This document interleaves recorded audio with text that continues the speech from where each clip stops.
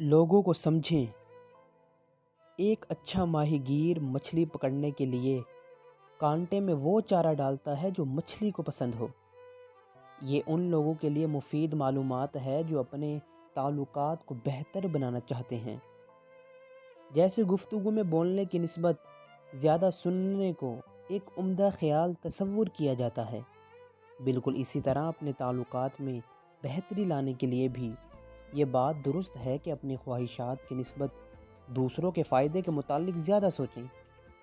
जब आप मुसलसल लोगों से इस तरह पेश आने की कोशिश करते हैं जैसे आप उनसे अपने लिए तवक्को करते हैं, तो आप एक ऐसे शख्स बन जाएंगे जिसके साथ हर कोई रहना चाहेगा। एक ऐसा शख्स जो उनकी इज़्ज़त करता हो, जो काबिल भरोसा और वफ़ादार हो। जब आप अपने जज्बात और अपनी अना को काबू करना सीख जाएंगे और जब आप दूसरों की ज़रूरियात और ख्वाहिशात को समझना शुरू हो जाएंगे, तो यकीनन आपने अपने कांटे में शफ़क़त और मेहरबानी का चारा डाल लिया और अब आप मज़ीद दोस्त बनाएंगे।